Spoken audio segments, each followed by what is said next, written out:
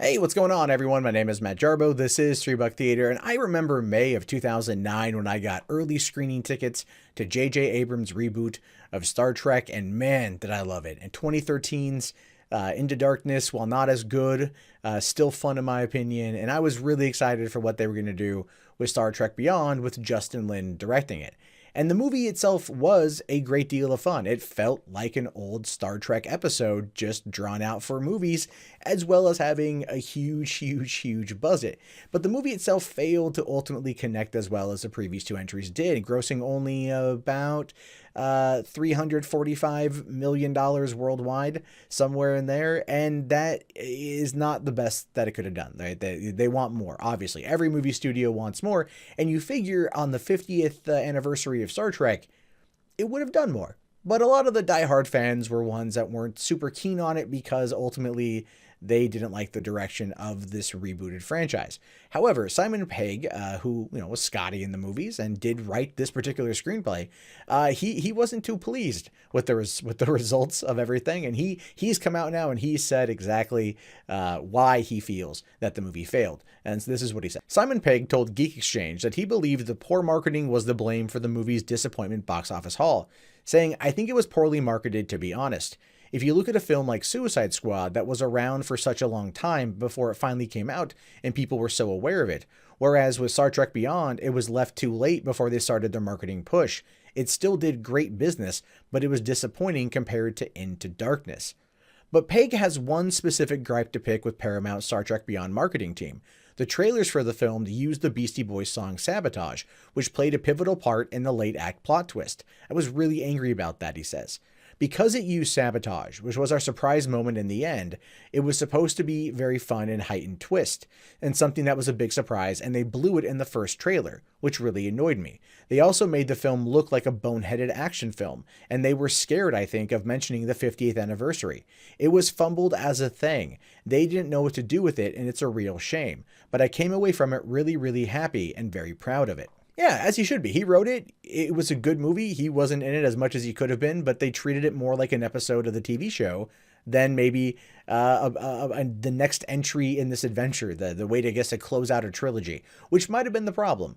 They would have been better served to hold this particular story for the middle one and then push Khan till the end. I do feel like that ultimately would have been a better story arc. But then again, as we, they're not looking at these things from telling an arc story that transcends over multiple films.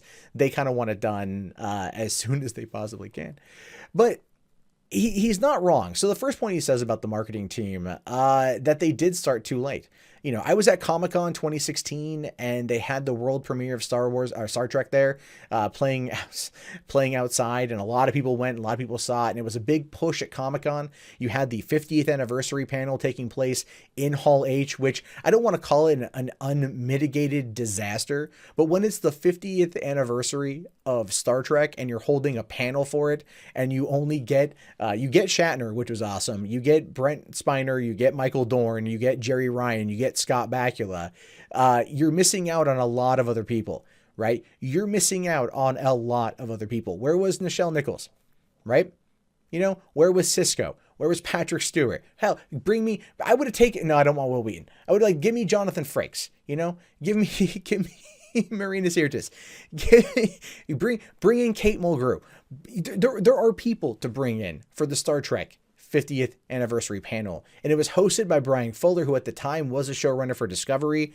He was, constantly pushing social justice warrior nonsense up there. Even had everyone kind of go quiet for a moment of silence. It was bad, and no one had fun. The only person up there who saved the day was Shatner, who to many people is still outright awesome. He is a god amongst men, and he will be until the end of time because he's Shatner. But yeah, that's a big part of it, is the marketing wasn't really there. Paramount, there was a battle over Axanar. That was a big problem too. They did not look good in the whole battle with Axanar. Now, whatever your thoughts on Axanar are, that was a thing. They did not look good with that whole situation, and they knew it. And the marketing team just was unable to hit it. But then the Sabotage thing.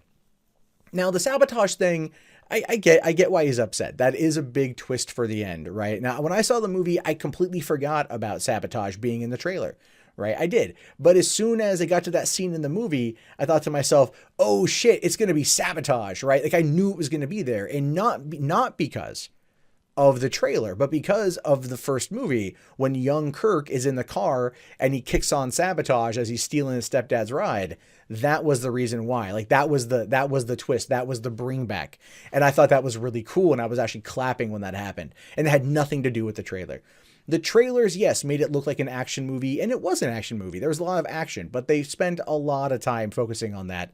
And at the time, summer blockbuster movies kind of have to have it. So as weird as this sounds, if they ever do another Star Trek, which they keep saying like they're working on number 4, they want to have it be like a time travel thing with like Chris Hemsworth and Chris Pine. Okay, fine. If that's what they want to do, I'm on board with that. But I don't think so. I think at this point, Star Trek movies are going to be gone for quite some time because Paramount has a very big problem with their team. They don't know how to run a studio anymore. I talked about that the other day with with why certain movies failed. Is Paramount, their administration office doesn't know. Their execs don't know what's up. They don't know what people want anymore. And we're seeing this across the board, especially even with like the last Cloverfield movie. They've admitted that the movie wasn't going to earn them any money in theaters, so they sold it for $50 million to Netflix, and more people saw it. So that's a reason. I could only hope that we do one day get to see more from this franchise, more from these characters and the actors who play them. I've enjoyed immensely all 3 films, and I'd love to see it continue. But it needs a better person in charge. It needs a person who's going to come in and they're going to plot out 3 movies, plot out a whole new trilogy, but have it be an arc, because this is where we are now. People want a long arc. They're willing to wait for it. Game of Thrones 2019, goddammit. They're willing to wait for that arc, but they have to know that it's there, and they have to know that it will have an eventual finale. The 2-hour movie is kind of dead in some respects. You can have it be there. You can have a beginning, a middle, and an end, obviously, but it has to play to a longer narrative. That's where we are. That's what people want. Star Trek didn't realize that when they have had 50 years of it and they still couldn't get it right. And that is something I put heavily on the execs at Paramount. But what do you guys have to think about this? Do you think that Star Trek Beyond failed because of bad marketing, or it wasn't a good movie? Was it a good movie that just got a bum shake? These are things I'm curious about. Go ahead and let me know in the comments. My name is, of course, Matt Jarbo. This is 3 Buck Theater. I'll talk to you guys later. Have yourself a great day, and peace out.